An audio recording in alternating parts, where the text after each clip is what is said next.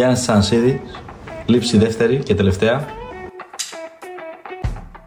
Φίλες και φίλοι. Λοιπόν, ναι, συγγνώμη, απλά είμαι χαρούμενος γιατί και δεν θα είμαι και καθόλου αντικειμενικός σήμερα, γιατί έχουμε καλεσμένο ξανά. Δεν άδεξε, το είπε. Μην τα λες κρυφτά, τα πω εγώ. Τον αγαπημένο μου παιδιά, κύριος Γιάννης Σανσίδης. Γεια σας παιδιά. Γεια σας παιδιά. Γιατί λες ξανά, λες για τότε που ο Χάρης έχασε.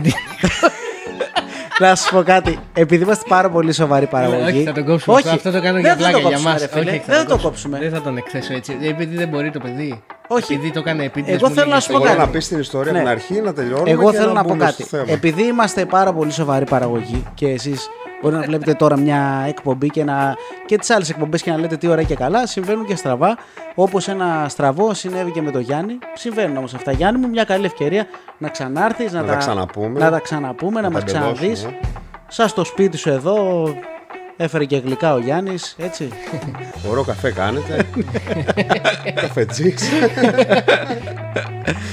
Λοιπόν, χαιρόμαστε που είσαι μαζί μας. Και εγώ χαίρομαι παιδιά. Και όντως θα είναι μια καλή αφορμή ίσως να πούμε περισσότερα πραγματάκια, ίσως κάτι να παραλείψουμε. Αλλά... Έχουν αλλάξει και κάποια πράγματα από τότε. Οπότε Ναι. σήμερα θα τα πει Συνταρακτικά. Πρέπει να προσαρμοστούμε τώρα, έτσι. Στις νέες συνθήκες. Λοιπόν, οπότε να πω και τώρα και κάτι άλλο. Ότι ήδη έχουμε και μια σκαλέτα στο μυαλό μας, οπότε η κουβέντα θα πάει μάλλον από μόνη της. Λοιπόν, να ξεκινήσουμε λίγο από το διδακτορικό, το οποίο είναι κάτι που τρέχει τώρα. Ναι, Τι είναι αυτό το διδακτορικό? Να το πάρουμε από τα πρόσφατα. Λοιπόν, το οποίο αισίως θέλω να πιστεύω ότι του χρόνου τέτοια περίοδο θα προσπαθήσω να το παρουσιάσω. Του χρόνου τέτοια περίοδο που θα ξανάρθει να την κάνουμε εκπομπή. Ναι. Μάλλον εσείς θα έρθετε στο διδακτορικό για να κάνετε εκπομπή. Λοιπόν, το διδακτορικό έχει ως θέμα το δημοτικό τραγούδι του Πόντου. Ουσιαστικά όλα αυτά τα ποίηματα, γιατί δεν τα λες τραγούδια από τη στιγμή που δεν υπάρχει μουσική, όλα αυτά τα ποίηματα που υπάρχουν μέσα στις συλλογές, ουσιαστικά έκανα μια επιλογή από αμελοποίητα τέτοια ποίηματα και μπαίνω στη διαδικασία, ας πούμε, να φτιάξω μουσική, να τα ενορχιστρώσω και θα έχει και ένα θεωρητικό πλαίσιο γύρω-γύρω, αλλά κατά βάση είναι αυτός ο νέος τύπου διδακτορικού που είναι καλλιτεχνικό, ας πούμε, που έχει να κάνει καθαρά με μουσικολογικό θέμα. Και έχεις κάνει άλλα δύο μεταπτυχιακά. Ένα. Ναι. Όχι δύο. Το ένα ήταν η πτυχιακή σου. Ναι. Τα οποία όμως δεν έχουν συνάφεια με το διδακτορικό τώρα. Όχι, το επέλεξα έτσι ώστε κάθε κομμάτι, ας πούμε, των σπουδών μου να εκφράζει ένα συγκεκριμένο πράγμα. Δηλαδή το πτυχίο ήταν ουσιαστικά προσωπικές επιλογές δικές μου, είχε και το κομμάτι της σύνθεσης μέσα. Το μεταπτυχιακό ήταν για τους λιράριδες και μια ανεξάρτητη μετά μελέτη, το οποίο κάλλιστα θα μπορούσε να γίνει διδακτορικό. Δηλαδή κάποιοι από τους καθηγητές μου το είχαν πει, μήπως τελικά αυτό είναι γραφτό να κάνεις. Ναι, αλλά εγώ είχα ήδη σκεφτεί του διδακτορικού το θέμα. Δηλαδή, γενικά νομίζω ότι δουλεύω κοιτάζοντας το μέλλον. Τώρα για μετά δεν έχω σκεφτεί, παιδιά, τίποτα, να ξέρετε. Αυτό. Τι να σκεφτείς για μετά, υπάρχει και μετά. Όχι, δηλαδή, γιατί... άμα πας διδακτορικό, τι να κάνεις? Έκανα το ένα, έκανα το... έρευνα μετά. Μετά διδακτορική. Μετά μπορείς να εγώ ζήσεις είμαι μαύρα μεσάνυχτα. τη ζωή σου, νομίζω. Ευτυχισμένος και να πεις πια χαρά. Αφού έχεις χάσει τη μισή σου ζωή όμως, θα ζήσεις τη ζωή σου. Εντάξει, ελπίζω λιγότερο από τη μισή ζωή, θα δούμε. Και η πτυχιακή, η εργασία που έκανες πάνω σε τι αντικείμενο ήταν? Στην πτυχιακή δεν είχα επιλέξει ένα συγκεκριμένο θέμα. Ουσιαστικά είχα πάρει το Μάνραντο και του Λίτο Κάστρο και εκείνο ήταν η αφορμή για να δημιουργηθεί η ιδέα του διδακτορικού. Ουσιαστικά πήρε δύο κομμάτια που είχαν μουσική ήδη ένα μουσικό πυρήνα και τα έδωσα τις προεκτάσεις που ήθελα. Γιατί ίσως μπορώ να κάνω και λάθος, αλλά θεωρώ ότι τόσο μεγάλα ποίηματα δεν μπορεί να στηρίζονταν απλά και μόνο σε μια μελωδία. Δηλαδή να πεις το Μάραντο, όλο αυτό το τραγούδι, 20 λεπτά, ας πούμε, σε μια μελωδία. Θεωρώ ότι κάτι άλλο συνέβαινε εκεί μέσα, το οποίο προφανώς χάθηκε, γιατί προφορικά δεν μπόρεσε να σωθεί, ας πούμε, μέχρι και τις μέρες μας. Μιας που ξεκινήσαμε με τα ακαδημαϊκά. Με τα βαριά, ναι. Έχει ενδιαφέρον γιατί σαν περιπτώσεις καλλιτεχνών βλέπουμε πολύ συχνά το ότι μπορεί κάποιος να είναι εμπειροτέχνης, το ότι μπορεί να ασχολιέται με το αντικείμενο λόγω καταγωγής, λόγω συγγενών. Εσύ το έχεις πιάσει ακαδημαϊκά, το το έχει πιάσει από τη ρίζα του και επέλεξες να ασχοληθείς και σε βάθος με την εκπαίδευση. Ναι. Και το έκανες ενώ είχες τελειώσει και ιστορικό αρχαιολογικό. Είναι περίπλοκο το ταξίδι. Εγώ αυτό που...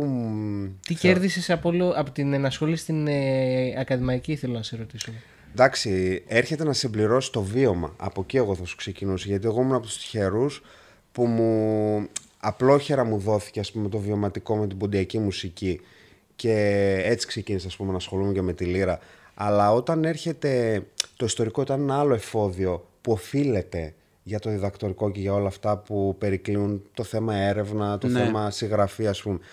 Αλλά όταν το βίωμα γίνεται σπουδή, θεωρώ ότι ολοκληρώνεσαι 100% σαν άνθρωπος, θα πω, όχι σαν μουσικός. Δηλαδή, εγώ αυτό το πράγμα το νιώθω, το ότι, που σου λέω πάλι, δεν τερματίζει. Απλά καταλαβαίνεις πράγματα, μπορείς να εξηγήσεις πράγματα, να αναστοχαστείς και να...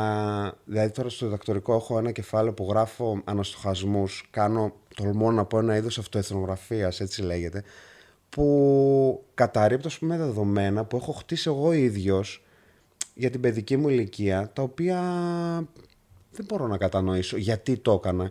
Και φτάνω σε ένα σημείο, ας πούμε, να βγω από τον εαυτό μου και να με κοιτάξω απέναντι και να πω γιατί, αφού σου δείχνει. Αυτό είναι ένα ταξίδι που το χτίζεις. Και θεωρώ ότι η κατάρτιση, η πιο ακαδημαϊκή, ας το πούμε, σε βοηθάει. Δεν θεωρώ ότι είναι το αποκλειστικό, γιατί μετά σου λείπει το βίωμα. Θεωρώ ότι είναι πολύ καλό να τα ζυγίζεις. Μπορεί κάποιος να είναι μάχημος μουσικός όπως είσαι εσύ. Γιατί βλέπουμε ότι είσαι ενεργός, ας πούμε, παίζεις στα γλέντια πάρα πολύ συχνά. Μπορεί κάποιος να είναι μάχημος μουσικός και παράλληλα να κάνει ακαδημαϊκή καριέρα. Θεωρώ το ένα δεν αποκλείει το άλλο. Δηλαδή, και αυτό δεν είναι για το ζητούμενο. Να μπορείς να ελύσεσαι, ας πούμε, και να μπορείς και να τα απεξέρχεσαι σε όλες τις απαιτήσεις. Δηλαδή, θυμάμαι κάποιος έλεγε, ξεκίνησα από μουσικός της πλατφόρμας, όπως τις πλατφόρμες που πολλοί παίξαμε στις πλατφόρμες σε πανηγύρια, ας πούμε, και κατέληξα να παίζω μέχρι και το μεγαρομουσικής, ας πούμε. Αυτό έχει στο μυαλό του σαν wow. Εγώ είμαι μέσα σε αυτό.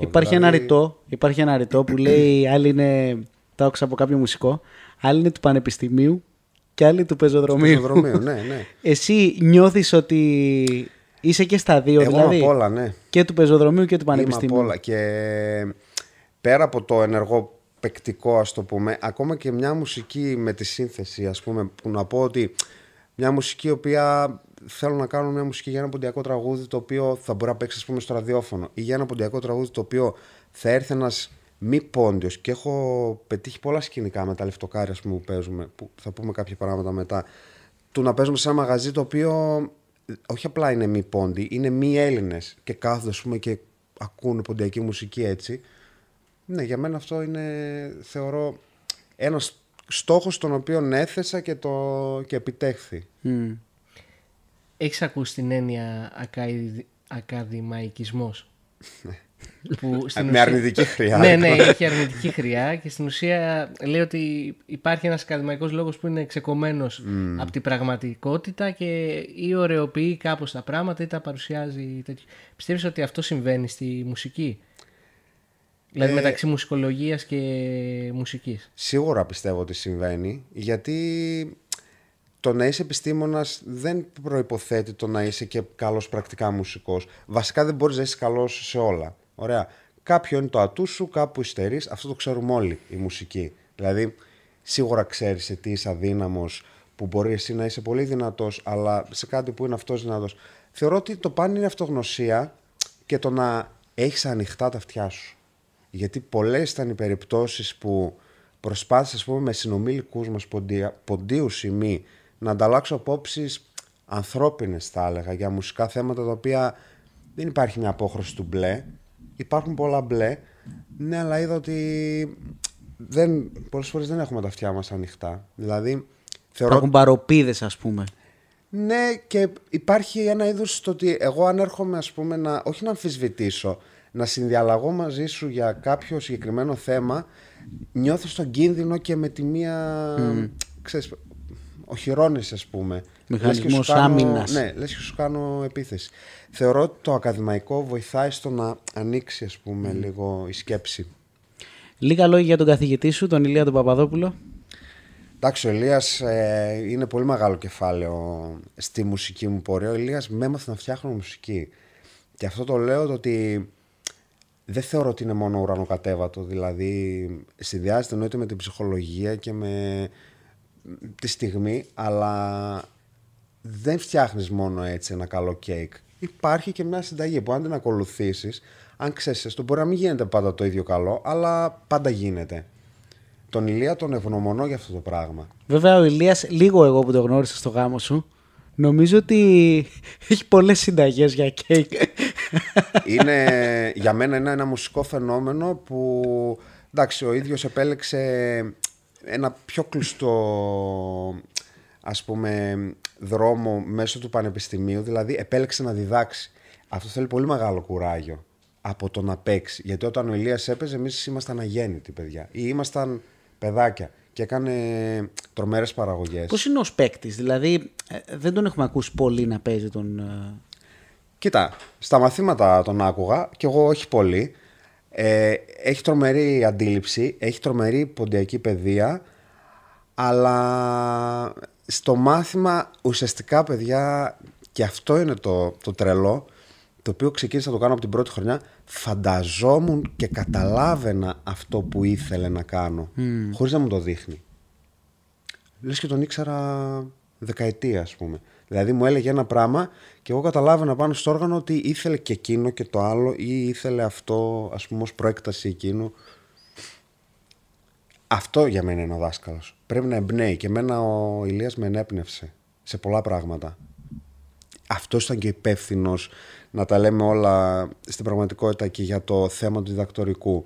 Γιατί αυτός έσπηρε την ιδέα του, δεν μπορεί αυτά τα τραγούδια, ο Μάρντος και ο Τούλτο Κάστρο που κάναμε τότε, να παίζονται με μία μελωδία. Έλα να τα φτιάξουμε.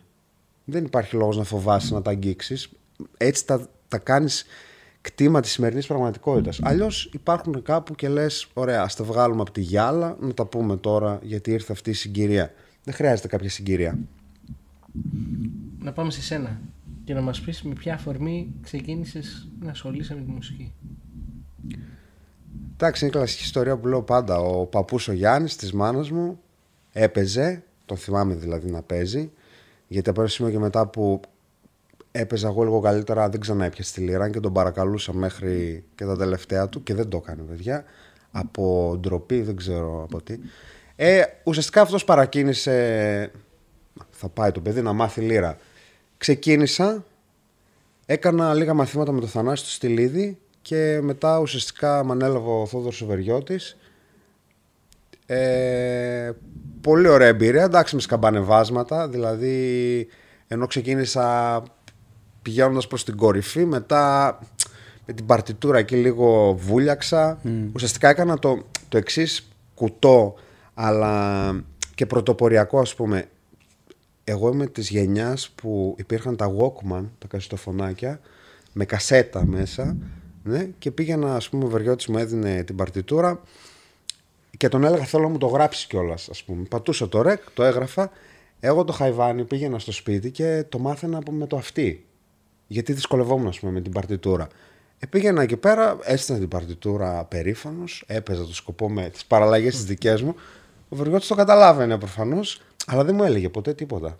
Μέχρι που κατάλαβα τι κάνω και μου είπε: ωραία, έλα να το φτιάξουμε έτσι όπως θέλεις. Οπότε αυτό είναι και ένα θέμα αντίληψης ίσως του δασκάλου, πιστεύεις, να αφήσει το μαθητή ελεύθερο. Και εσύ ως δάσκαλος, κατά πόσο αφήνεις τους δικούς σου μαθητές ελεύθερους? Νιώθω την ανάγκη πραγματικά να το πω για το Βεριώτη και δεν θα κατονομάσω τους μαθητές του, οι οποίοι πολλοί είναι διάσημοι έως πολύ διάσημοι και πολλοί είναι άγνωστοι, αλλά ξέρουν να παίζουν. Άγνωστοι λέγοντας πιο άσημες, το πούμε. Ο Βεριώτης σου έδινε ακριβώς αυτό το πράγμα. Καταλάβαινε την κατεύθυνσή σου και γι' αυτό το θεωρώ την καλύτερη μου επιλογή, ας πούμε. Καταλάβαινε ποια ήταν τα ακούσματά σου, την κατεύθυνσή σου, το πού στόχευες και σου έδινε όλο το ελεύθερο. Δηλαδή σε παρέσυρα, ας πούμε, προς την κατεύθυνσή σου. Ακριβώς το ίδιο πράγμα κάνω κι εγώ. Και είναι ο λόγος για τον οποίο είχα αυτό το πρότυπο. Το ότι δεν έχω την ανάγκη το να βγάλω φωτοτυπίες δικές μου. Έχω την ανάγκη ο κάθε μαθητής από την ηλικία του γυμνασίου, ας πούμε, του δημοτικού που αναλαμβάνω, το να μπορέσει μέσα από το όργανο να δει τον εαυτό του τον ίδιο, την ταυτότητά του, να συνειδητοποιήσει ότι εγώ θέλω να παίξω αυτό το πράγμα. Ή εννοείται ότι προτρέπω με συμβουλές, άκουσε αυτό και ερεθίσματα, άκουσε εκείνο, παίξε εκείνο, άκου και εκείνη την εκτέλεση, έλα να το ηχογραφήσουμε, ηχογράφησε τον εαυτό σου, παίξε το Πάσχα με τους γονείς σου, πάρ' τα σχόλια, ας πούμε, που θα σου κάνουν. Δηλαδή, το πιο βασικό πράγμα είναι η ταυτότητα. Και η ταυτότητα χτίζεται από αυτή την ηλικία, την εφηβική. Και θεωρώ ότι εγώ το έκανα. Δηλαδή, είχα κάποια πρότυπα, αλλά έμεναν επηρέαστος από το να κάνω ακριβώς αυτό το πράγμα, ας πούμε, που άκουγα από τον τότε λιράρ που μελετούσα, που δεν ήταν ο Γόγος στην εφηβική μου ηλικία. Για ένα παιδί που ζει στη Βέρεια, ποιες είναι οι ευκαιρίες που του δίνονται στην επαρχία, αφενός αυτό, και αφετέρου, αν πιστεύεις ότι το δικό σου ξεπέταγμα, είναι λίγο αλληλένδετη η ερώτηση, έγινε στη Θεσσαλονίκη, που είναι ένα μεγάλο αστικό κέντρο. Ναι, στους φοιτητές. Κοίτα, θα το πιάσω κάπως τμηματικά. Δηλαδή, εμένα με βοήθησαν πάρα πολύ. Μεγάλωσα στη Ραχιά, δεν έμεινα στη Βέρεια. Δηλαδή, μεγάλωσα σε ένα χωριό πολύ κοντά στη Βέρεια. Με βοήθησαν πολύ οι μερακλείδες της Βέρειας. Δηλαδή, τα Μουχαπέτια, ο Τσάρτιλος, ο Μάντης, ο Τάκης ο Παπαδόπουλος. Και έξω από τη Βέρεια, ο Φιλάρετος, ο Μαυρόπουλος, ο Κουγιουμτζίδης. Δηλαδή, μέχρι και το Δημήτρη, ας πούμε, τον ξέρω από εφηβική ηλικία πήγαινα στη Νέα Ζωή. Έπαιξα πάρα πολλές ώρες σε τραπέζια. Δοκιμάστηκα, ας πούμε, με τον καλό τον τραγουδιστή, τον μεγάλο, με τον παππού που δεν έχει χρόνο, ας πούμε. Όλο αυτό με μεγαλούχησε. Συγχρόνως με τα χορευτικά, ας πούμε, που έπαιζα στην Ευξολέσχη Βέρειας πάρα πολλά χρόνια. Όταν πέρασα στη Θεσσαλονίκη, είδα έναν άλλο κόσμο στους φοιτητές. Έναν κόσμο συνομήλικό μου να κάνει αυτό που κάνουν οι μεγαλύτεροι από μένα. Δηλαδή, μου είχα πέτια και ό,τι αυτό συνεπάγεται. Παράλληλα, πρόλαβα στο τελείωμα της νύχτας των ποντιακών μαγαζιών να παίξω σε ποντιακά μαγαζιά. Ας πούμε, έπαιξα στον Ακρίτα στη Βέρεια, στη Λαδόκολα στη Θεσσαλονίκη και σε κάποια άλλα μαγαζάκια, όχι ποντιακά τύπου Αυλαία και Μήθριο. Στο Παρακάθ, ας πούμε, έπαιξα 1-2 φορές. Αυτό όλο θεωρώ και συνεχή στριβή, παρέες, γλέντια, μουχαπέτια, το ότι με οδήγησαν στο να... Τότε σπούδαζα ιστορικό αρχαιολογικό. Κανένας μπορεί να μην το ήξερε. Δηλαδή 3 χρόνια απλά με οδήγησε στο να πάρω το δρόμο μου, ας πούμε. Που με έφτασε κατά μία έννοια και μέχρι εδώ πέρα. Και θυμάμαι την καμπή της ζωής μου που βρέθηκα, που είχα να επιλέξω να είμαι σε 2 δρόμους που έλεγαν επαγγελματίας λιράρης, καθαρά ασχολούμαι με αυτό, και πανεπιστήμιο του τέστην, τελειώνω το ιστορικό αρχαιολογικό για να δώσω κατατακτήριες και να περάσω στο μουσικό, και παράλληλα λύρα, και διάλεξα το δύσκολο, θεωρώ, για την τότε εποχή. Και τα δύο κάνεις τώρα. Το άλλο θα ήταν πολύ αποκλειστικό. Δηλαδή θα παρατούσα τη σχολή, ξεκάθαρα. Και θα γινώσουν πανηγυρτζής που λέμε κοινός. Θα βιοποριζόμουν αποκλειστικά με το όργανο, όχι ότι δεν το κάνω, αλλά σε πολύ διαφορετικό πλαίσιο. Εσύ ως άνθρωπος κάνεις αυτό, έχεις βρεθεί ανθρωπίνος να κάνεις αυτό το διαχωρισμό για κάποιους που δεν ασχολούνται ακαδημαϊκά ή ασχολούνται εμπειρικά, δεν έχουν σπουδές ή γνώσεις πάνω στη μουσική, να πεις ότι αυτός είναι πανηγυρτζής, ας πούμε? Όχι. Εμένα γενικά δεν μ' αρέσει. Γιατί το ακούμε αυτό στο χώρο μας πάρα πολύ συχνά, ότι εντάξει, ο τάδε είναι πανηγυρτζής. Με μια αρνητική χρειά. Έτσι ακριβώς δεν θα το έλεγα ποτέ, γιατί δεν μ' αρέσει, ας πούμε, η στάμπα, η πινακίδα. Το να βάλω μια πινακίδα και ειδικά με αρνητική χρειά. Δηλαδή, όταν ο άλλος μου λέει ότι ασχολούμαι με τα οικονομικά και παράλληλα παίζω λύρα, και πολύ καλά κάνεις. Γιατί να μην το κάνεις, αυτό το κάνεις καλά. Ή τουλάχιστον προσπαθείς να γίνεσαι καλύτερος μέσα από αυτό. Εγώ ήμουνα και ευλογημένος από τη μία πλευρά, αλλά και το έβαλα σε ένα πλάνο του να μπορέσω να κάνω το χόμπι μου επάγγελμα. Ακριβώς γι' αυτό το λόγο, γιατί δεν ήθελα να κάνω τίποτα άλλο στη ζωή μου. Ήθελα να κοιμάμαι και να ξυπνάω με το όργανο. Και το κατάφερα. Και είναι όντως ο δύσκολος δρόμος. Ναι, γιατί σε βοηθάει και η τύχη, αλλά αν δεν κουνήσεις και εσύ το δαχτυλάκι σου μέχρι τη δαχτυλάρα σου, να το πω έτσι.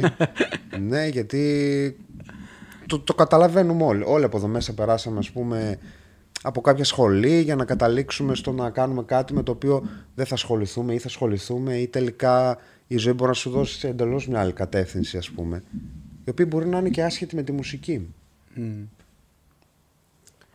Σε πάω στη δισκογραφία τώρα. Στο κλειψά. Όχι, εντάξει, πες το εσύ. Εντάξει. Είδες πόσο ευγενική η παραγωγή. Ναι. Όχι ότι δεν το έχει ξαναδεί, βέβαια. Έχουμε εδώ πέρα, νιώθουμε σαν το σπίτι μας. Λοιπόν, Το είπαμε. έχεις κάνει 5 δισκογραφικές δουλειές. Μπορεί να είναι και παραπάνω τώρα. Λέω χωρίς τα λεφτοκάρια, έτσι. Ναι.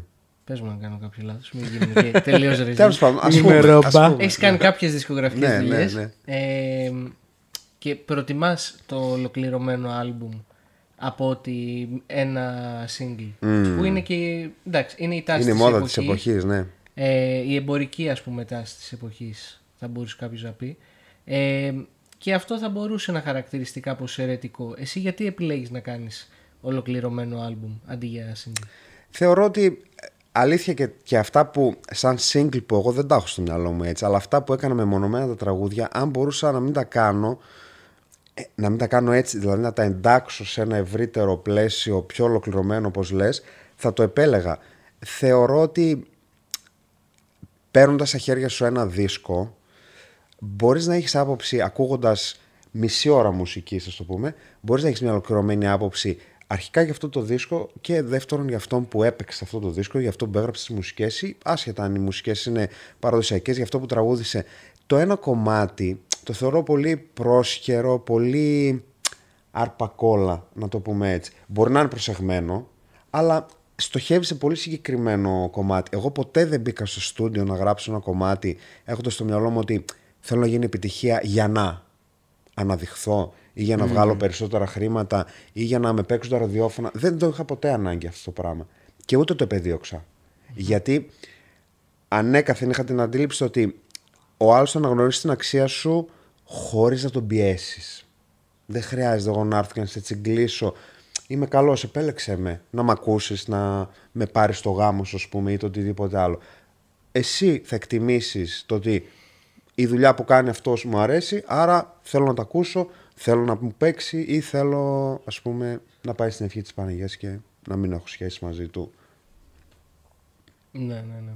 Ένα στοιχείο που έχουν οι παραγωγές σου, τα τραγούδια, ας πούμε, που στα άλμπουμ που έχεις κάνει, είναι ότι χαρακτηρίζονται από έναν πιο πρωτόλιο ήχο, έτσι, πιο παλιακό.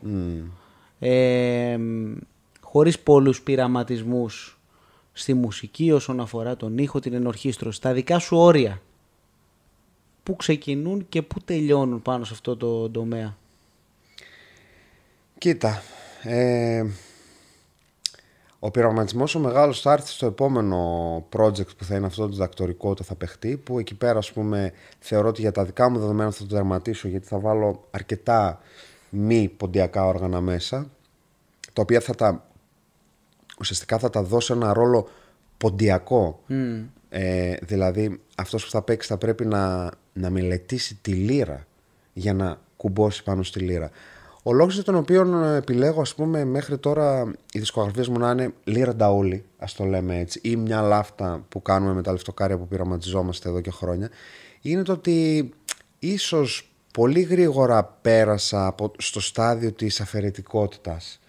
Λένε, ρε παιδί μου, ότι για κάθε μουσικό το ότι δοκιμάζει, πειραματίζεται, μπουκώνει και κάποια στιγμή φτάνει σε ένα σημείο που ξεκινάει και πετάει, γιατί έχει πιάσει ίσως το νόημα της ζωής, που λέει ότι ξέρεις κάτι, η ομορφιά τελικά είναι στα απλά. Και αυτό πολλά χρόνια πριν, ας πούμε, παρένθεση τώρα ανοίγω, μου έβαλε κάποιος στο βαρύ λόγο μιλέτε το από το γόγο, που το παίζει, παιδιά, λες και δηλαδή νότες αν τις δεις μουσικά όπως το πες το, είναι λες και παίζει ένα παιδάκι 15 χρονών. Ναι, αλλά ο τρόπος με τον οποίο το υποστηρίζει κρύβει 5 ζωές μέσα του. Δηλαδή δεν μπορείς να το κάνεις τόσο απλά και όμορφα. Θεωρώ ότι αυτό προσπαθώ να πετύχω. Δηλαδή μέσω της απλότητας να αναδείξεις και τη μουσική και το ύφος και την αισθητική που θες να περάσεις και να αναδείξεις και την τροπικότητα, η οποία μέσω του συγκερασμού, και τώρα πάμε σε πιο μουσικολογικά θέματα, χωλαίνει. Γιατί άλλη λίρα παίζω όταν παίζω με έναν ταόλι, καλή ώρα όπως παίζουμε στα Σούρμεν, ας πούμε, τώρα, ο λόγος για τον να βρίσκομαι εδώ πέρα, και άλλο εντελώς πράγμα όταν θα παίξω με ένα πλήκτρο ή με ένα λαούτο, που είναι ακριβώς το ίδιο πράγμα. Το ένα είναι κρουστό και το άλλο είναι νικτό. Okay. Χθες το ευχαριστήθηκα πάρα πολύ. Πρώτη φορά έπαιξα τη γαράσαρη. Πρώτη φορά. Μετά από πολύ καιρό έπαιξα τη γαράσαρη με τα μόρια, στο πούμε έτσι, που ήθελα να βάλω. Που είναι ασυγκέραστα. Έτσι. Ναι, που δεν σε νοιάζει εκείνη η δεύτερη υπονεμένη μας. Αν ο πληκτράς, ας πούμε, θα παίξει συγκέραστα για να ακουστεί ωραία. Δεν στη διαφέρει, την πατάς όπου να είναι, όπου θέλεις, όπου σου ταιριάζει. Και είναι τέλειο. Γιατί πάντα, δηλαδή όταν παίζω με πλήκτρα. Το έχεις στο νου σου αυτό. Πάντα. Άρα είναι και λίγο περιοριστικό κατά κάποιο Ναι, τρόπο είναι δεσμευτικό. το θέμα της συνοδείας για ένα σολιστικό που είναι ασυγκέραστο. Είναι πολύ δεσμευτικό. Και είναι πολύ σπαστικό. Ήταν πολύ σπαστικό όταν τα πρώτα χρόνια, μέχρι να το συνειδητοποιήσω αυτό, ας πούμε, ότι πρέπει να κάνεις τον εξής συμβιβασμό, το ότι δύο πληκτράδες μου το έχουν μπει μέσα στα ποντιακά. Ρε φίλε, πολύ φάλτσο. Και εγώ έλεγα, με το κοροϊδεύεις, τι φάλτσο, τι... μετά κατάλαβα τι γίνεται με το φάλτσο. Ναι. Αλλά αυτό μετακινεί όλο στο σύστημα, το μουσικό. Ναι. Το καταλαβαίνετε τώρα. Και όλοι αυτοί που ασχολούνται με τη μουσική, ας πούμε, μπορούν να το καταλάβουν αυτό που λέμε. Μιας που πιάσαμε τη δισκογραφία, έχουμε εδώ. Να, προωθητική. Έτσι. Γιατί κάνουμε και διαφήμιση σε αυτήν την Και εκπομπή. τοποθέτηση. Χάρη, προϊόντος. ευχαριστούμε, γιατί την προηγούμενη φορά δεν το είχαμε αυτό. Λοιπόν, Μας έδωσε την ευκαιρία. είναι το νέο CD που βγάλατε με τα λεφτοκάρια. Καταρχάς, ναι. Δείξτε το όλο ενδελεχώς θέλω.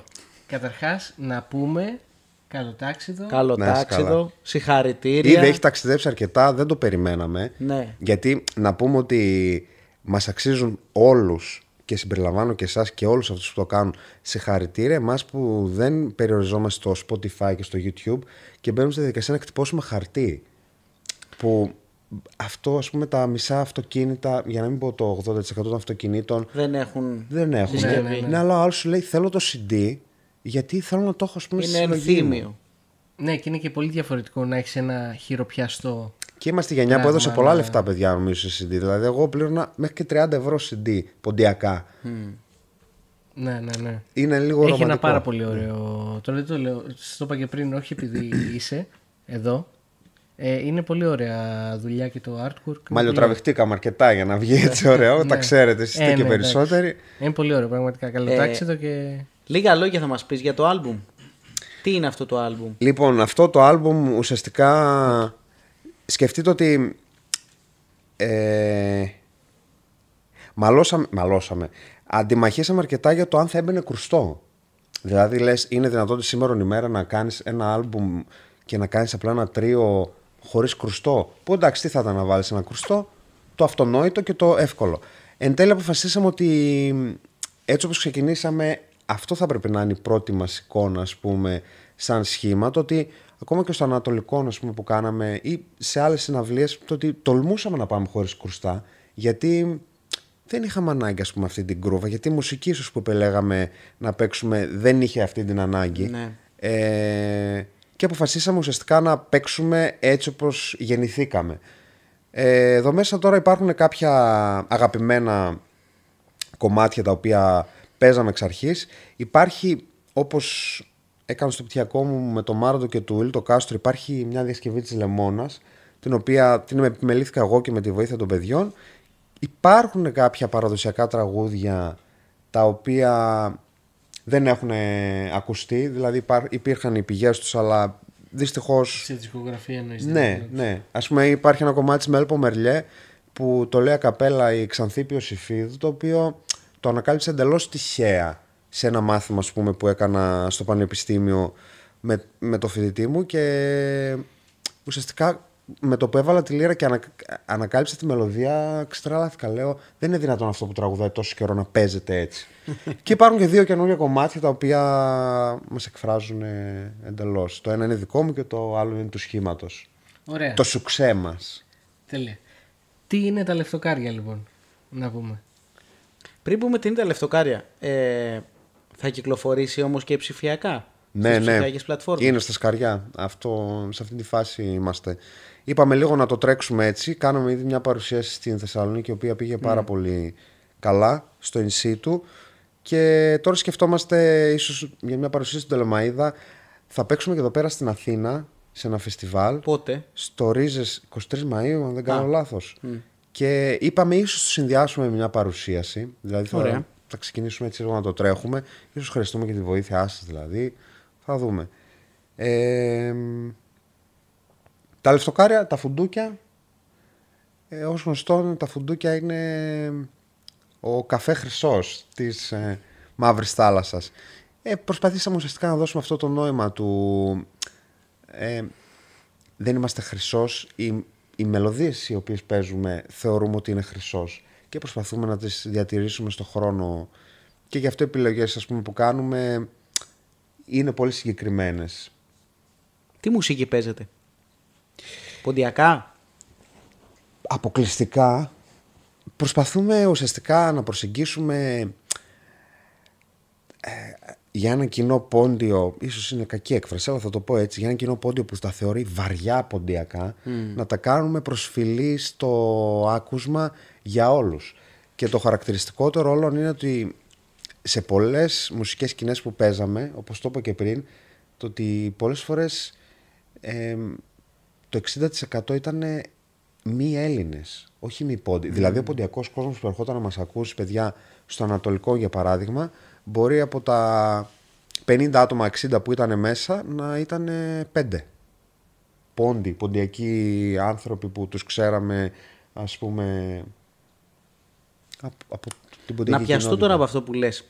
Πιστεύεις ότι ένα τέτοιο σχήμα όπως το δικό σας είναι απότοκο μιας πιο λόγιας μουσικής? Γιατί δεν βλέπουμε, για παράδειγμα, τέτοια σχήματα σε γλέντια και πανηγύρια τόσο συχνά?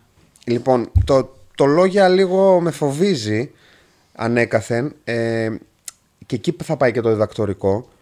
Γιατί στο με φοβίζει? λόγια. Ναι, με φοβίζει γιατί είναι κάτι το πολύ εκλεπτισμένο, εξειζητημένο. Εγώ γενικά πιστεύω ότι ως εξέλιξη της ποντιακής μουσικής θα μπορούσε τη σήμερον ημέρα, με όλα αυτά που έχει υποστεί η ποντιακή μουσική, να νοηθεί το ότι μπορείς να παίξεις ποντιακή μουσική και να έχεις απέναντί σου ένα κοινό που δεν θα χορεύει, δεν θα τρώει, δεν θα πίνει, δεν θα καπνίζει, δεν θα μασάει σπόρια. Μπορεί απλά να έρθει, ας πούμε, και να ακούσει μουσική. Ναι. Δηλαδή, μπορεί να μην συμβαίνει, να μην το έχει η παράδοσή μας αυτό το πράγμα μέσα, αλλά θεωρώ ότι φτάσαμε στο σημείο με όλα αυτά που συμβαίνουν μέσα στην παράδοσή μας, ας πούμε, να έχουμε την ανάγκη από αυτό το πράγμα. Δηλαδή, πολύ ωραία τα πανηγύρια, αλλά αυτή τη στιγμή έχει γίνει έκρηξη με αυτό το πράγμα. Δηλαδή, ωραίος ο χορός, ωραίο το γλέντι και το ποτό και το φαΐ, αλλά γιατί δεν κοιτάμε και λίγο εναλλακτικά, ας πούμε, πράγματα τα οποία χάνονται, πράγματα τα οποία δεν μπορείς να παίξεις ένα πανηγύρι. Σωστό. Και είναι αντικειμενικό το ότι δεν μπορείς να παίξεις ένα πανηγύρι. Δεν μπορούμε να παίξουμε το Μάραντο σε ένα πανηγύρι και ο άλλος από κάτω, ας πούμε, να λέει στην υγειά μας. Όχι, Ναι. δεν γίνεται. Και είσαι και σε γνώση κιόλας εκείνη την ώρα ότι δεν είναι παράδοση αυτό που κάνεις, από την άποψη ότι είναι σε ένα άλλο πλαίσιο. Τολμώ να πω ότι έτσι θα όριζα την εξέλιξη στην ποντιακή μουσική. Δηλαδή, ό,τι έχουμε φτάσει μέχρι στιγμής, θεωρώ ότι το ζούμε εδώ και 100 χρόνια. Εντάξει, μπορεί να μην υπήρχαν τα πανηγύρια με τη σημερινή μορφή, αλλά πανηγύρια, ας πούμε, τη δεκαετία του 50 ήταν στην πλατεία του χωριού, χωρίς μηχανήματα εννοείται. Ναι. Ένας λιράρης στη μέση να κοπανάει και γύρω-γύρω να χορεύουν και παραδίπλα να μιλάνε και να πίνουν και να τρώνε. Θεωρώ ότι αν μπορούμε να πούμε η εξέλιξη, ας πούμε, αν μπορούσαμε να ορίσουμε την εξέλιξη, θα ήταν αυτό το πράγμα. Δηλαδή, αποκομμένο από το πεδίο του γλεντιού με ό,τι αυτό συνεπάγεται, το να έρθεις και να πληρώσεις ένα εισιτήριο, ας πούμε, ή και με ελεύθερη είσοδο, εξαρτάται το πώς το κάνεις, το να πεις ότι θα κάτσω και θα απολαύσω ακούγοντας ποντιακή μουσική. Και εσείς το ξέρετε αυτό το πράγμα που λέω, γιατί κινείστε στον ίδιο χώρο. Ναι. Χωρίς αυτό να αναιρείται ότι μπορώ να ανταπεξέλθω και στο πλαίσιο ενός πανηγυριού. Είναι άλλη συνθήκη όμως. Απλά διαχωρίζεις και λες άλλο πρόγραμμα, Μπράβο, άλλα ναι. τραγούδια, ίσως άλλα όργανα, άλλη ενορχήστρωση, άλλη επιλογή κομματιών. Να το πάρω το επόμενο. Και βέβαια. Ως ένα σχήμα που βασίζεστε στην αυτοοργάνωση. Τι προβλήματα μπορεί να προκύπτουν ή τι διλήμματα, τι ζυμώσεις μπορεί να προκύπτουν από αυτή την επιλογή. Κοίτα τώρα, εμείς είμαστε 3 άτομα που ερχόμαστε από τελείως διαφορετικά ποντιακά κοινωνικά περιβάλλοντα. Ουσιαστικά προσπαθούμε να περάσουμε προς τα έξω μια κοινή αισθητική, μια κοινή μουσική. Αυτό το πράγμα δεν μπορεί να συμβεί αν δεν γίνεις φίλος με τον άλλον. Δηλαδή, δεν μπορεί να είναι απλά συνεργάτης. Πρέπει να είναι φίλος. Πρέπει να έχεις περάσει χρόνο μαζί του. Πρέπει να έχεις ξυπνήσει, να έχεις κοιμηθεί τρόπος του λέγει μαζί του. Δηλαδή, να έχεις περάσει 2 μέρες πρόβα, να έχεις φάει τις κατραπακές, να έχεις παίξει, να έχεις ζυμωθεί, να έχεις αναστοχαστεί. Θεωρώ ότι είναι δύσκολο. Γι' αυτό μέσα στα ποντιακά οι περισσότεροι καλλιτέχνες, ας πούμε, επιλέγουν την εύκολη λύση που είναι το ότι είμαι ο μοναχικός λύκος στο βουνό, αποκομμένος από την Αγέλη. Όταν έρχεται η συγκυρία, συνεργάζομαι με 5 ακόμα λύκους για να τη βγάλουμε, αλλά μετά κατά τα άλλα κινούμε αυτόνομα.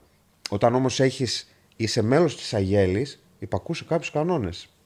Δεν θεωρώ ότι πρέπει να έχεις κάποιον αρχηγό. Δηλαδή, εμείς δεν έχουμε. Είναι ξεκάθαρο αυτό το πράγμα. Ίσως μοιράζουμε τα πόστα. Δηλαδή, άλλος θα αναλάβει λίγο περισσότερο αυτό, άλλος θα τρέξει εκείνο. Θα μπορούσε να δεις μια κοινή παραγωγή με τα Λευτοκάρια και την Ορχήστρα 1919. Ναι, αν και υπάρχει μια χιλιομετρική απόσταση, δυστυχώς. Δεν είναι πρόβλημα. Γενικά... Τι θα μπορούσε να είναι αυτό? Λοιπόν, χθες είχα μια συζήτηση την οποία μου την ξύπνησαν και τότε την είχαμε ξανασυζητήσει μαζί. Αυτό που θα ήθελα πάρα πολύ να οραματιστώ, το οποίο το ξεκίνησε κάποιος σαν σκέψη, αλλά απέτυχε παταγωδώς γιατί μάλλον άλλα πράγματα ήθελα να συμβούν παρά αυτό. Φεστιβάλ ποντιακών συγκροτημάτων. Προσπαθήστε λίγο. Νομίζω το έχουμε ξανασυζητήσει. Το έχουμε ξανασυζητήσει. Προσπαθήστε λίγο να το φανταστείτε. Δηλαδή, αυτή τη στιγμή, ας μην κατονομάσουμε, γιατί μπορεί να ξεχάσουμε το πόσα συγκροτήματα είμαστε. Αυτά τα 5, 6, 7, 10, ωραία, σε μια μουσική σκηνή, σε μια πόλη, ας πούμε, που μπορεί να έχει πρόσβαση, τύπου Θεσσαλονίκη, μάλλον να έχουν πρόσβαση περισσότεροι, ας πούμε, από τριγύρω, και να πεις ότι κάθε σχήμα έχει στη διάθεσή της 1/4 20 λεπτά να παίξει. Τι μπορεί να γινόταν, ας πούμε. Πολύ ωραία. Θα έχει ενδιαφέρον. Θα έχει, ναι. Βέβαια, έρχεται από την άλλη ο συνήγορος του διαβόλου που λέγαμε και σου λέει το ότι θα έχει. Γιατί δεν θα πουλάς μαλαματίνα, ούτε πατάτες τηγάνιτες και σουβλάκια. Άρα ο Πόντιος, ας πούμε, μπορεί να επιλέξει να πάει στο παραδιπλανό πανηγύρι που θα τραγουδάει ο επαγγελματίας τραγουδιστής. Μπορεί. Ναι. Αλλά σίγουρα. θεωρώ ότι οι πρωτοβουλίες αλλάζουν λίγο τα δεδομένα. Και θεωρώ ότι πρέπει να αλλάξουν λίγο τα δεδομένα. Χωρίς να αλλοιώσουμε αυτό που κάνουμε, απλά να μην κάνουμε μόνο αυτό. Και εννοώ το πανηγύρι, όπως αλλιώς θες να το πεις. Αυτό το πλαίσιο εν τέλει. Ωραία, σε όλες τις εκπομπές μας, για όλους τους καλεσμένους, αφιερώνουμε και ένα μέρος, το οποίο είναι με πιο γενικές ερωτήσεις. Τι δεν το εξήγησε, αυτό έχει ξαναζήσει. Ναι. Μπράβο, Χάρη. Σίγουρα, ναι, σωστό, το έχει ξαναζήσει, ναι. Απλά το ξεχνάω γιατί κάνουμε ωραία κουβέντα, είναι η αλήθεια. Μπορεί να έρθω και τρίτη φορά, να ξέρεις. Μπορεί να τα χαλάσω σήμερα επίτηδες. Μετά από αυτό σήμερα, νομίζω θα είναι επίσης πολύ ωραία και η τρίτη φορά. Λοιπόν, αλλά να το πούμε και για τον κόσμο που δεν το έχει δει, αλλά μπορεί να το καταλαβαίνει βέβαια, επειδή όσοι μας βλέπουν, ότι αφιερώνουμε και ένα μέρος που είναι με πιο γενικές ερωτήσεις και ερωτήσεις που αφορούν την επικαιρότητα. Και η πρώτη ερώτηση που θέλω να σου κάνω είναι η εξής. Έχεις ασχοληθεί επισταμμένα με το Μουχαπέτ και δισκογραφικά ακόμα. Τι είναι για σένα το Μουχαπέτ και αν πιστεύεις ότι το μουχαπέτ για έναν λιράρι ή για κάποιον που ασχολείται με την μουσική είναι ένα στάδιο που χρειάζεται οπωσδήποτε να περάσει από αυτό. Σου άρεσε αυτό που είπα την προηγούμενη φορά? Δεν θυμάμαι καν τι είπες την προηγούμενη φορά, να ξέρεις. Και όμως λέει ψέματα. Δεν λέω ψέματα, λέω αλήθεια. Γιατί αυτό το πράγμα το λέω πάντα, ας πούμε. Το θέμα, συγκρίνω το εκπαιδευτικό σύστημα με τη ζωή ενός λιράρι, ας πούμε, και βγάζω ένα συμπέρασμα. Λοιπόν, θα ξεκινήσω από το τι είναι μουχαπέτ. Το μουχαπέτ για μένα είναι μνήμες, αρώματα. Δηλαδή, αν μου πεις, έχεις στο σκληρό σου δίσκο μέσα μια γκάμα σκοπών, ας πούμε. Όταν εγώ θέλω να θυμηθώ ένα συγκεκριμένο σκοπό, γιατί αυτό που λέμε στα ποντιακά η καητέ, ο σκοπός, που δεν είναι τραγούδι. Δηλαδή, τραγούδι είναι κάτι πιο επώνυμο, ας το πούμε, που έχει φτιαχτεί. Όταν σου σώζεται προφορικά ένα σκοπός, μια μελωδία, και έχεις εσύ στο σκληρό σου δίσκο, ας πούμε, 100 τέτοια. Όταν θέλω να θυμηθώ λοιπόν ένα σκοπό, συνήθως θυμάμαι μια φάση που έχει γίνει σε ένα μουχαπέτ. Ένα στιχάκι που είπε ο ένας, ή μια τέτοια κατάσταση τέλος πάντων, γιατί. Και δεν το λέω για να περιαυτολογήσω ούτε για να περηφανευτώ.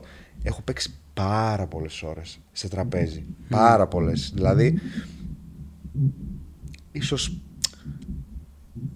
από τη γενιά μου, μάλλον είμαι αυτός που έχει παίξει περισσότερες ώρες σε τραπέζι και με μεγαλύτερους ηλικία και με συνομιλίκους μου και με μικρότερους πλέον, ας πούμε. Η πορεία ενός λιράρι, και το έχω γράψει και σε ένα από τα βιβλία που έκανα με την Επιτροπή Ποντιακών Μελετών, η πορεία ενός λιράρι είναι όπως η πορεία ενός μαθητή. Το πρώτο στάδιο το οποίο πρέπει να περάσεις μετά την εκμάθησή σου, ας πούμε, δηλαδή το οποίο μάλλον συνδυάζεται και με την εκμάθησή σου, είναι το να ξεκινήσεις να παίζεις σε χορευτικό ποντιακού συλλόγου. Αυτό είναι σαν το νηπιαγωγείο και το δημοτικό. Δηλαδή η πρωτοβάθμια σου εκπαίδευση. Το να ξεκινήσεις να έχεις ρυθμό, να μπορείς να παίξεις για αυτόν που χορεύει. Να μπορείς να πας στο ρυθμό, να δοκιμάσεις και να πειραματιστείς με το να χορέψεις. Γιατί αν δεν χορέψεις, κάποιοι λένε δεν θα παίξεις και σωστά. Γενικά οργανοπαίκτης, ο μουσικός πρέπει να έχει ρυθμό. Και να τραγουδάει, αλλά αυτό είναι άλλο καπέλο του λόγου. Άρα η πρωτοβάθμια εκπαίδευση ενός λιράρι πρέπει να είναι αυτό. Το πάω σε ένα δάσκαλο και ο δάσκαλος ή εγώ ίδιος, ας πούμε, μπαίνω στη διαδικασία να ξεκινήσω σε έναν ποντιακό σύλλογο να παίζω λύρα. Το δεύτερο στάδιο που είναι δευτεροβάθμια τύπου γυμνάσιο, λύκειο, είναι το μουχαπέτ. Πρέπει να παίξεις για αυτόν που δεν θα χορέψει, αλλά θέλει να ακούσει και να τραγουδήσει. Πρέπει να μπορείς να συνοδεύσεις, όπως είπα και πριν, τον επαγγελματία τραγουδιστή που θα κάτσει στο τραπέζι και θα στα πει καρφί. Πρέπει να συνοδεύσεις τον τζάρτιλο, το σχορεμένο, ο οποίος δεν υπήρχε ρυθμός εκεί μέσα. Ναι, αλλά αυτό ήταν το ζητούμενο. Το να μην υπάρχει ρυθμός, να μην υπάρχει τίποτα. Όλο να βγαίνει πηγαία. Πρέπει να συνοδεύσεις τον παππού, ο οποίος μπήκε άκυρα, ας πούμε, μέσα στο ρυθμό. Πρέπει να μπορείς να συνοδεύσεις αυτό που παραείπιε, ο οποίος θα τα πει με το δικό του τρόπο. Πρέπει να έχεις το feeling της παρέας, πρέπει να έχεις τεντωμένες τις κεραίες σου και να μπορείς να κουμπώσεις σε αυτό που κάθεται και τραγουδάει. Και το τρίτο επίπεδο, το οποίο ουσιαστικά είναι το πανεπιστήμιο, στο οποίο δεν περνάνε όλοι, είναι το να βγεις πάνω στο πατάρι και να πεις παιδιά, γεια σας, είμαι εδώ να παίξω για να διασκεδάσω τον κόσμο. Αυτό θεωρώ ότι δεν μπορείς να πας εκεί πάνω αν δεν περάσεις από τα δύο προηγούμενα. Μπορείς πρακτικά να πας, δεν μπορείς να το διαχειριστείς σωστά. Να κάνω και μια ερώτηση, μου επιτρέπεις? Όχι. Λοιπόν, γιατί μου αρέσει πολύ αυτή η ερώτηση. Υπάρχει μια άποψη ότι, και μας την είπε και ο Γιώργος ο Ιωαννίδης στην εκπομπή που κάναμε μαζί, ότι οι παραδοσιακοί είναι αυτοί που κάνουν ζημιά στην παράδοση, υπό την έννοια ότι δεν παίζουν με έντεχνο τρόπο το πατροπαράδοτο ρεπερτόριο. Εσένα ποια είναι η άποψή σου πάνω σε αυτό το ζήτημα? Και αυτό το έχουμε ξανασυζητήσει και σου είχα πει ότι για μένα δεν υφίσταται ο τίτλος του λιράρι σε κάποιον που δεν μπορεί να παίξει σωστά ένα κότσαρι, όσο παραδοσιακά και κατενά να παίζει την περιοχή του ή τους 20-30 σκοπούς, ας πούμε, που θα παίξει. Δεν πρέπει να συγχαίουμε την την επιλογή του να παίξεις παραδοσιακά με το ότι δεν το κάνεις αυτό τεχνικά, με τεχνική. Πρέπει να είσαι άρτιος τεχνικά και από εκεί και πέρα το τι θα επιλέξεις να παίξεις είναι δικό σου θέμα. Και συνήθως, και αυτή την ατάκα είχα πει και σε είχε αρέσει, τώρα όλα ξυπνάνε, ξέρεις, θεοποιούμε το φάλτσο. Και να γραφτεί αυτό στα προωθητικά βίντεο. Θεοποιούμε το φάλτσο και λέμε πω, τι παίζει και τι κάνει. Ρε φίλε, εντάξει. Για τη φάση μας, ναι, μια παρέα έτσι όπως είμαστε εδώ πέρα. Αλλά όταν βγαίνεις έξω και απευθύνεσαι στον κόσμο και προσπαθείς να το υποστηρίξεις ότι εγώ είμαι λιράρης επαγγελματίας, εκεί έχει άλλες απαιτήσεις. Αυτό περνάει και στους τραγουδιστές και στους λιράριδες. Ότι και όντως έχεις δίκιο, γιατί καμιά φορά όντως το ακούμε. Δηλαδή, ακούμε κάποιον, πιστεύεις ότι είναι ένας εξαγνισμός, θα λέγαμε. Δηλαδή, ακούμε ένα φάλτσο και επειδή παίζει παραδοσιακά ο άλλος ή τραγουδάει παραδοσιακά, το παραβλέπουμε. Θεωρώ ότι έχεις όλο το ελεύθερο στο πλαίσιο μιας παρέας, χωρίς μικρόφωνα και το τονίζω, να κάνεις ό,τι θες και να εκφραστείς με οποιονδήποτε τρόπο θες, ακόμα και ουρλιάζοντας, ας πούμε. Ωραία, πάνω στο σκοπό, πάνω στο λιράρι. Όταν μπει στη διαδικασία ή αυτό το πράγμα το οποίο για μένα είναι κατακριτέο εντελώς, το ότι παίζουμε, ας πούμε, επαγγελματικά, με επαγγελματίες τραγουδιστές, τους οποίους εμείς τους βλέπαμε μικροί και λέγαμε οι θεοί, ας πούμε, και φτάσαμε στην τελική να παίζουμε μαζί τους. Και βλέπεις παιδάκια που σήμερα, ας πούμε, είναι στην φάση που προσπαθούν να περάσουν στο επαγγελματικό στάδιο, να αρπάζουν το μικρόφωνο από τους τραγουδιστές και να τραγουδάνε. Πώς τραγουδάνε? Όχι. Όχι. Εμείς, ας πούμε, πηγαίναμε και τους λέγαμε, κύριε Παρχαρίδη, κύριε Ιωαννίδη, κύριε Παπαγιαννίδη, κύριε Σοφιανίδη, να βγούμε μια φωτογραφία. Μπορούμε να βγούμε μια φωτογραφία? Όχι να μπει στη διαδικασία να του πεις, φέρω το μικρόφωνο. Τι ήταν αυτό? Δηλαδή είχαμε την τροπή, η δικιά μας η γενιά. Σήμερα αλλάζει αυτό το πράγμα και δεν φτάνει η διάθεση που έχεις για να εκφραστείς. Δηλαδή υπάρχει μια λέξη την οποία δεν μπορώ να την πω. Δεν φτάνει αυτό το πράγμα. Πρέπει να πληρείς κάποιες προϋποθέσεις ή τουλάχιστον θες να το κάνεις πραγματικά, κάτσε και δούλεψε. Γιατί εμείς αυτό κάναμε. Ναι. Και εμείς φάγαμε πολλά κιλά από αυτά για να φτάσουμε εδώ που είμαστε. Ναι, έτσι είναι. Και σκύβαμε το κεφάλι με ταπεινότητα. Ας πούμε, εγώ την πρώτη φορά, παιδιά, που έτυχε να παίξω με τον Αλέξη, που ήμουνα fan club, ας πούμε, ή τον Ιωαννίδη, ή τον Μπόλιο, ή τον Κουρτίδη, ή τον Θεοδοσιάδη, για μένα ήταν, δηλαδή εκπληρωνόταν όνειρα ζωής, στόχοι ζωής. Εγώ αυτούς τους ανθρώπους μεγάλωσα ακούγοντάς τους ηχογραφήσεις και έλεγα, δεν υπάρχει πιθανότητα, ας πούμε, να φτάσουμε στο σημείο να παίζουμε μαζί. Ναι. Αυτό λείπει λίγο από τους νεότερους. Και το βλέπω και σε μένα, ας πούμε. Δηλαδή και στους λιράρδες. Όταν ένας μαθητής σου αμφισβητεί την καλή πρόθεση με την οποία τον κάνεις εσύ μια παρατήρηση, είτε πάνω στο όργανο, είτε άσχετα το όργανο με το, ξέρεις κάτι, μην πας να παίξεις, θα εκτεθείς, δεν είσαι ακόμα έτοιμος. Ναι, αλλά αναγνωρίζω ότι το παιδάκι έχει αυτή την επιθυμία, ας πούμε, να εκφραστεί. Ναι, αλλά δεν μπορεί να καταλάβει ότι εσύ προσπαθείς να τον προστατέψεις. Ναι. Αυτό είναι πολύ κακό. Ναι. Δηλαδή και σε αυτό είναι και κοινωνικό το θέμα, αλλά είναι και οικογενειακό. Εγώ το λέω πολλές φορές. Άκουσα μπράβο από τους γονείς μου στα 18. Μπράβο, έπαιξε καλά. Οπ. Και εγώ μέχρι τα 18 μου, ας πούμε, είχα την ανάγκη να το ακούσω αυτό το πράγμα και δεν τα άκουγα. Ναι, αλλά μετά κατάλαβα γιατί δεν τα άκουγα. Μιας που είσαι και μουσικολόγος. Βαρύγδουπο. Νομίζω ότι σε λίγα χρόνια η επιστήμη μας θα συζητάει για το φαινόμενο του έντεχνο παραδοσιακού. Και εγώ θέλω να σε ρωτήσω, γιατί πιστεύεις ότι υπήρξε η ανάγκη, ή όχι η ανάγκη μάλλον, γιατί πιστεύεις ότι υπήρξε εμφάνιση αυτού του είδους και αν το βλέπεις, αν υπάρχει στο ποντιακό κομμάτι? Ναι, εννοείται ότι υπάρχει. Εγώ βασικά θα σου απαντήσω εναλλακτικά σε αυτό που με ρωτάς. Θεωρούμε τη μουσική μας λίγη. Πάντοτε το είχαμε αυτό. Και εγώ συνειδητοποίησα το πόσο μεγάλη αξία έχει η μουσική μας όταν βρέθηκα σε κύκλους εκτός Ελλάδος. Με μουσικούς όμως.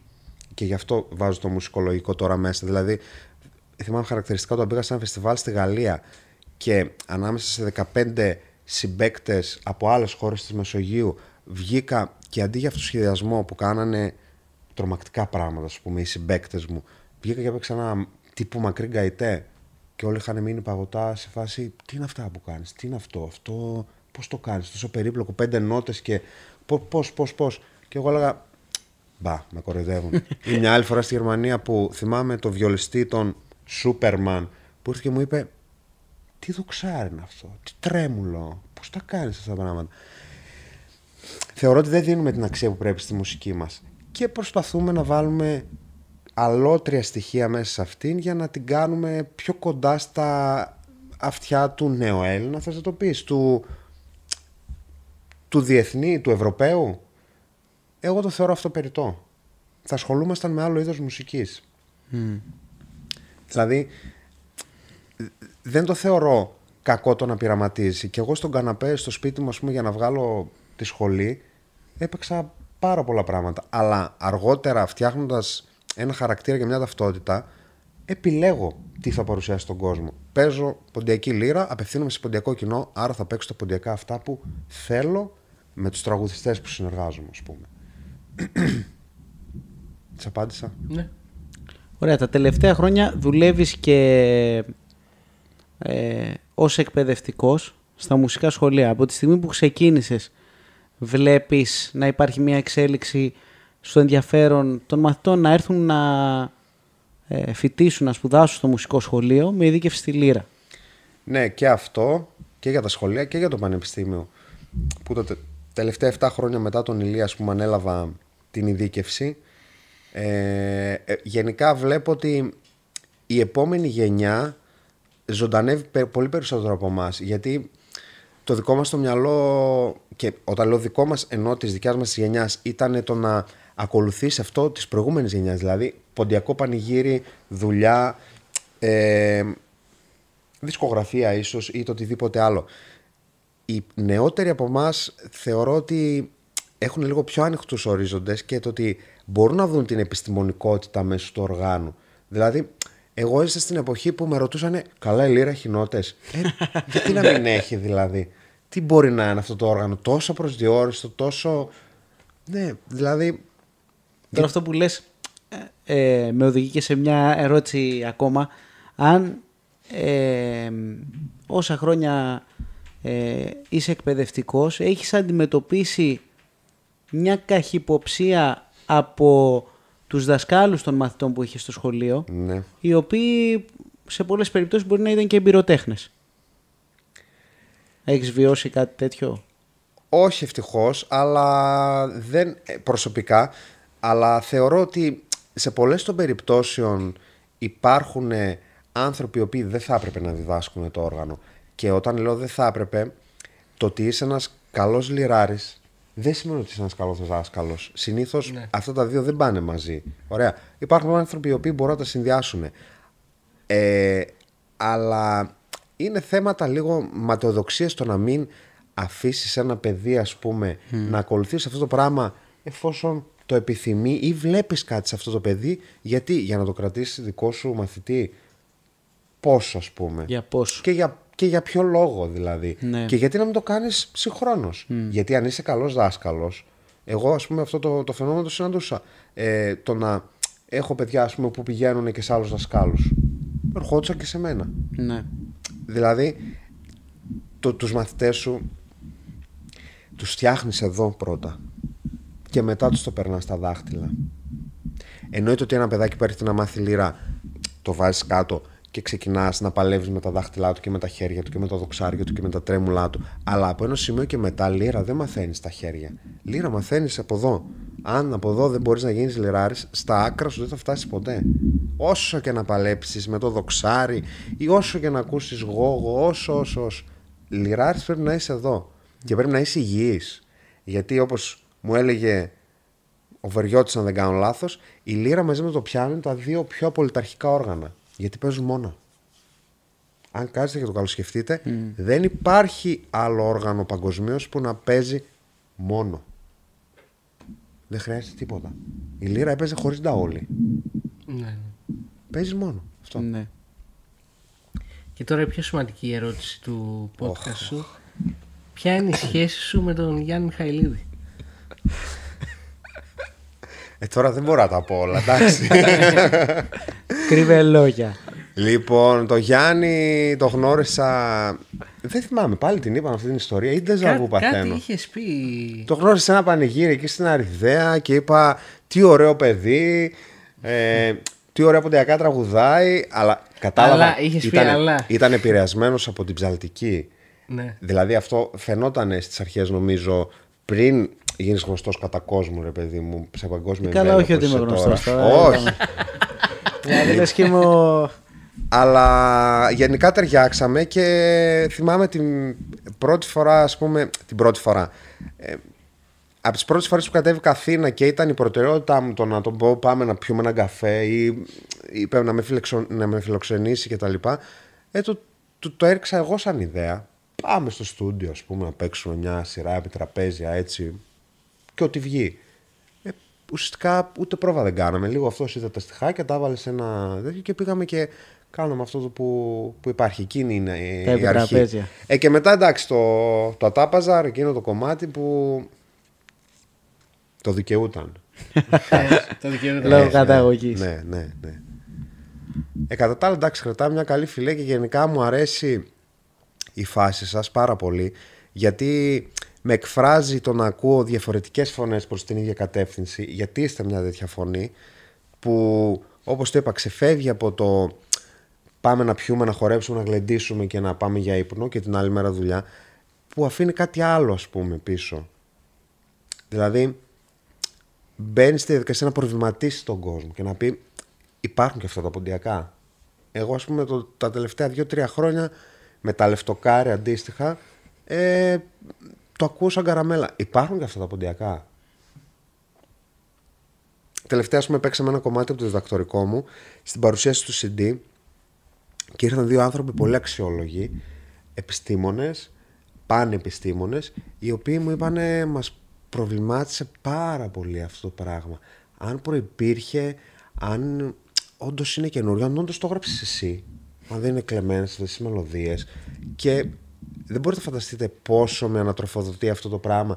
Και το τέλειο είναι το ότι γίνεται σε χρόνο live. Δηλαδή, σαν να είσαι σε live μετάδοση και ο άλλος σας αφήνει σχόλια εκείνη τη στιγμή γιατί εσύ έκανες κάτι συγκεκριμένο. Είναι μαγικό. Το να προβληματίσεις το ακροατήριο, να μην το τέρψεις απλά και να πει ωραία, τώρα χωνεύουμε και πάμε για τα επόμενα. Παιχνίδι. Πολύ ωραία.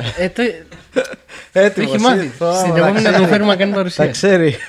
Λοιπόν, φύγαμε. Παιχνίδι. Πάμε.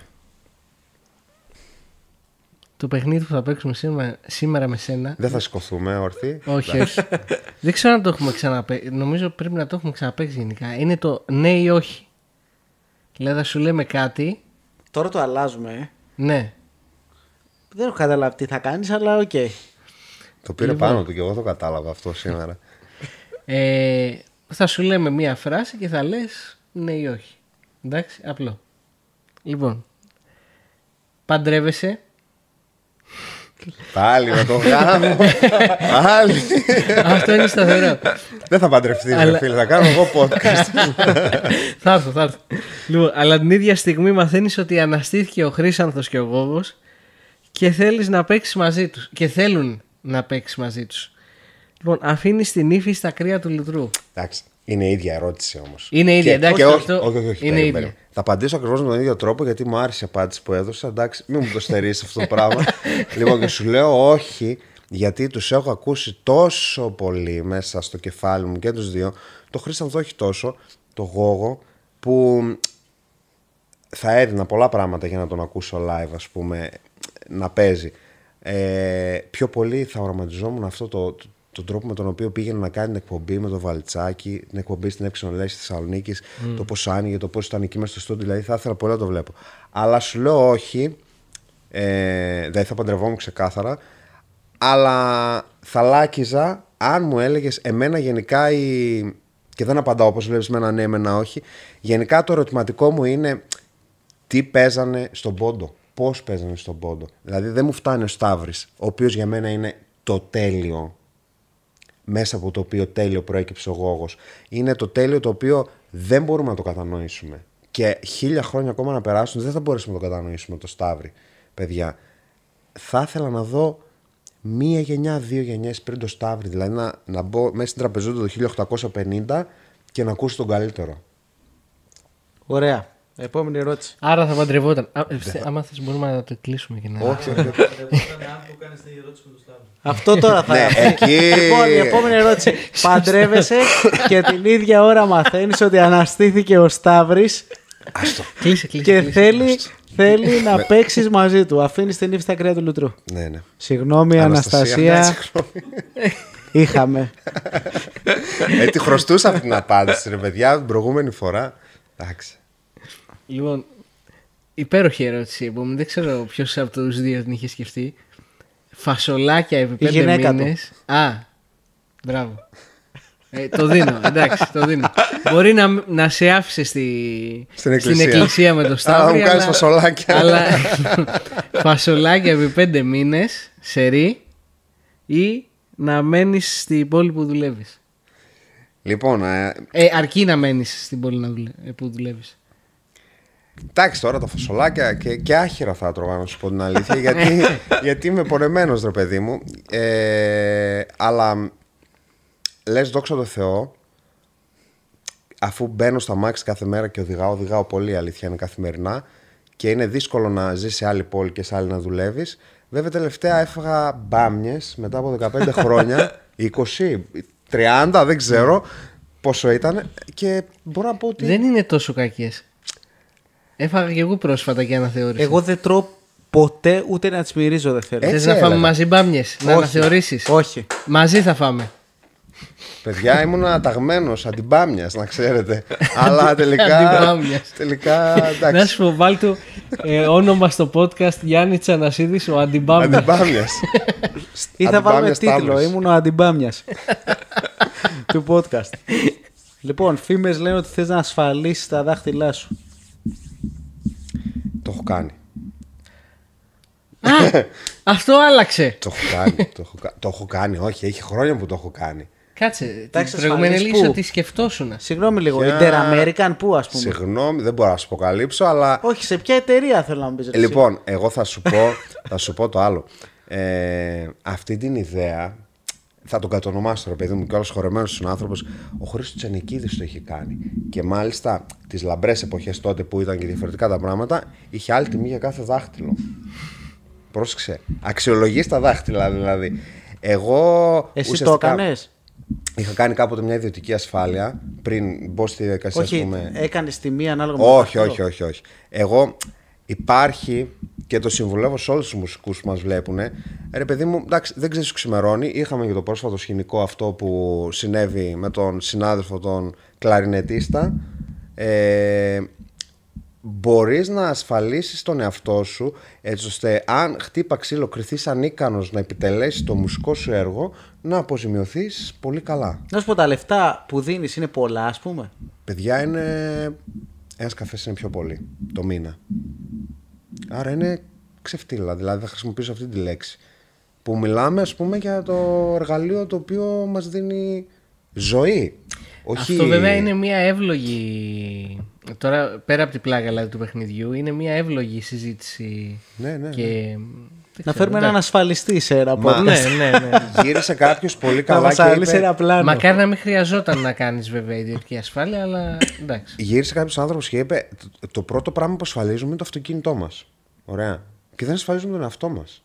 Ας πούμε. Δηλαδή δεν ασφαλίζεις σχεδόν τίποτα πάνω σου. Ναι. Αλλά για το αυτοκίνητο, ας πούμε, θεωρείται τρομακτικό το να μην έχεις ασφάλεια. Ναι. Και έτσι είναι. Μουχαπέτ με Γόγο αντί για μόνιμη θέση στο Berkeley. Δεν θα έφευγα στην Αμερική, όχι. Όχι. Εννοείται Μουχάμεντ Μαχόγα. Όχι. Ο γιος σου να είναι ο καλύτερος λιράρης της γης. Αλλά Αλλά να είναι ΠΑΟΚ. Φανατικός ΠΑΟΚτζής. Λοιπόν, κοίτα, δεν θέλω να γίνει ο γιος μου λιράρης. Μπορεί να μην κάνουμε κι εγώ. Γιο, θα δούμε. Ρε, παιδί. Αλλά άμα γίνει, Ναι. ρε παιδί. Ή η κόρη σου. Δεν θα ήθελα να είναι ΠΑΟΚ. Το είχα πει, δεν το είχα πει τόσο ευπρεπώς στην προηγούμενη εκπομπή. Αλλά θα ήθελα γενικά τα παιδιά μου να ασχοληθούν με τη μουσική για την ψυχή τους, όχι για το διαπορισμό τους. Ναι. Γιατί έχω δει να συμβαίνουν θαύματα και να μην πιάσω το θαύματα ακόμα και με παιδιά με πιο ειδικές ανάγκες, ας πούμε, το τι μπορεί να κάνει η μουσική. Γενικά νομίζω ότι είναι το χάπι της ψυχής, Ναι. το οποίο μπορεί να σε γλιτώσει από πολλά άλλα δυσάρεστα θέματα υγείας. Δεν ξαναπέζεις ποντιακά, αλλά μπορείς να παίζεις λύρα. Όχι, φίλε, θα κόβα τα χέρια μου. Θα ακούμε στην ασφάλεια. Για να πάρετε ασφάλεια. Όχι. Θα λέει κόψτε τα μου. Κοίτα, δεν ξέρω αν είναι το τόσο Και βιωματικό. αντιστρέφω την ερώτηση, άμα Ναι, θες. για πες. Μπορείς να παίξεις όποιο όργανο θες, που δεν ξέρεις εννοώ, αλλά μπορείς να παίξεις ποντιακά. Δηλαδή σου δίνω εγώ ένα, τι θες, ένα φλάουτο, ένα άκυρο να πούμε. Ναι. Ένα φλάουτο, αλλά μπορείς να παίξεις ποντιακά. Δεν είναι... Όπως σου είπα πριν, είμαι πλασμένος για αυτό το πράγμα και το έχω επιλέξει. Μην φανταστείς ότι δεν είχα τους προβληματισμούς μου. Και όπως σου είπα, μπήκα στη διαδικασία να μελετήσω και άλλα πράγματα. Ας πούμε, στο πανεπιστήμιο πήρα δεύτερο όργανο πολίτικη λύρα, ακριβώς για να μου φύγει όλη αυτή η ορμή που είχα του να παίξω άλλα πράγματα. Αλλά όταν βλέπεις ότι, και αυτό θα το πω και το πιστεύω τόσο πολύ, ότι η απόδοση των ΜΑΚΑΜ γίνεται τόσο ωραία με εκείνο το όργανο, την πολιτική τη λύρα. Και όταν το περνάς στη λύρα, άλλο πράγμα το βιολί. Γιατί κάποιοι τα συχαίωναν. Όταν περνάς στη λύρα με εκείνη την διχορδία, το ότι κάτι συμβαίνει. Το ότι λες, το εκείνο το όργανο είναι πλασμένο, ρε παιδί μου, και σου θέτω εγώ τώρα την ερώτηση και απάντησέ με. Η μουσική έφτιαξε το όργανο ή το όργανο τη μουσική? Γιατί αυτό είναι η μεγαλύτερη μου απορία, ας πούμε, από τότε που ξεκίνησα να συνειδητοποιώ τα περί της μουσικής και του οργάνου. Είναι αλληλένδετα. Δεν γίνεται η μουσική χωρίς το όργανο, ούτε το όργανο χωρίς τη μουσική. Θεωρώ ότι όλα αυτά συγκλίνουν. Πώς, πότε, αρχαία Ελλάδα, Βυζάντιο, Ιράν, Κουρδιστάν, όλα αυτά σε ένα. Αλλά κάπως έτσι καταλήγει το όλο πράγμα. Μπόνους, τελευταία ερώτηση εσύ. Αυτοσχέδια τώρα, εδώ σου έρθει μία. Αυτοσχέδια. Ναι. Ναι, αυτό σχεδιάσει. Εκτός σκαλέτας. Λοιπόν, αφήνεις το πανηγύρι στα Σούρμενα και πας βλέπεις μαζί μου την ΑΕΚ στην Αγία Σοφιά. ΑΕΚ Ολυμπιακός. Συγγνώμη φίλοι μου στα Σούρμενα, μάλλον δεν θα έρθω σήμερα. Η αλήθεια, είπατε την επόμενη φορά που θα κατέβω Αθήνα θα είναι αφιερωμένη στην ΑΕΚ. Γιατί εντάξει, μία λατρεία έχουμε. Βέβαια συγκρατημένα. Βλέπεις ότι εγώ δεν το πολύ διατυμπανίζω. Αλλά πάλι για ποντιακά ήταν η Αθήνα. Εντάξει. Αλλά σου υπόσχομαι θα πάμε μαζί. Άρα δεν θα έρθεις. Όχι, δεν θα έρθω, ρε φίλε. Εντάξει, θα έχετε λιράρι. Ήταν ο Γιάννης Ανασίδης, τον ευχαριστούμε. Χειροκρότημα. Και εγώ σε ευχαριστώ πολύ. Εύχομαι και τρίτη φορά. Ναι. Χάρη. Και φαρμακερή. Και σε αυτό το σημείο να σου... Ρε, Λοιπόν, δεν θυμάμαι έλα. αν του είχαμε δώσει την προηγούμενη φορά τώρα. Του είχαμε δώσει. Με είχατε Είναι δώσει, τα αλλά η ίδια. προηγούμενη φορά δεν υπάρχει πουθενά. Σωστό. Εντάξει, άρα κάνεις σαν να τα παίρνεις πρώτη φορά. Λοιπόν, το CD μας. Τα κάλαντα στον πόντο. Ευχαριστώ πολύ. Και... Μπορεί και να το έχει ήδη το CD μας. Το έτσι. έχω, αλλά θα το κάνω δώρο σε κάποιον που θα ταξίζει. Ρε, Εντάξει, θα πόσο πιάσει το ξεφτύλες είμαστε που του δίνουμε δώρο που ήδη έχει. Όχι, ρε φίλε, εντάξει, αυτό είναι η εικόνα σου. Ναι, Αυτό αλλά είναι η δες τι εικόνα δεν σου. έχεις. Δεν έχεις όμως την μπλούζα 19. Τη μαύρη, έτσι. Τη μαύρη, μαύρη, γιατί, ναι, γιατί την την έχω. άσπρη Ωραία, την έχεις. τέλεια. Τέλεια, μου κάνει κιόλας. Αλλά επειδή είσαι και λίγο μαύρος. Καμία σχέση. Ναι, εδώ. Medium κιόλας. σου κάνει. 19-19. Ποιος το σκέφτηκε αυτό το φαϊνό? Ποιο? Το 19-19. Το όνομα. Μεγάλη ιστορία. Το όνομα ξέρεις ποιος μας το έχει δώσει. Να δεις την πρώτη εκπομπή του podcast. Α, το αποκαλύπτεται Ναι, εκεί. βεβαίως. Να σου το πούμε όμως. Εντάξει, Το όνομα ας το ξέρεις ποιος μας το έχει δώσει. Γιατί εσύ θα συγκινηθείς. Ο Σταύρης ο Παπαβραμίδης. Σοβαρά. Ναι, ο αιωνόβιος. Άντε ρε. Τον βάλαμε να... Όχι. Το όνομα μας το έδωσε. Ναι, ο Βασίλης ο Καριοφιλίδης, σωστά. Και πήγαμε στο Σταύρη, τον Παπαβραμίδη, και με τον Ονό. Ο Νονός είναι ο Βασίλης ο Καριοφιλίδης. Λοιπόν, πήγαμε με τον Ονό και μας το σχεδίασε ο Σταύρης ο Σοβαρά. Παπαβραμίδης. Ζητήσαμε να μας το γράψει. Και κατά κάποιο τρόπο είναι, θα λέγαμε, τα γράμματά του εδώ πέρα. Να το εσύ τώρα. Τον οποίο τον πήραμε, παιδιά, συνέντευξη με τον Γιάννη. Και εντάξει, ήταν άκρο συγκινητικό. Ο θείος δεν θυμόταν, ας πούμε, πόσο πριν τα 100 ήτανε. Δηλαδή 1, 2, 3 χρόνια καθόλου, συν 1. Αλλά εντάξει. Μιλούσε, θυμάσαι. Είναι τρομερό το ατελείωτα, παιδιά. Είναι τρομερό το να έρχεσαι σε επαφή με τέτοιους ανθρώπους.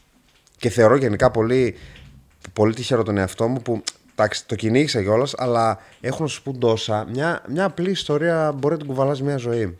Να τη θυμάσαι μέχρι όσο πάει. Ευχαριστώ πολύ για τα δώρα. Εμείς ευχαριστούμε. Έλα και πες το. Και εμείς θα τα πούμε στο επόμενο podcast.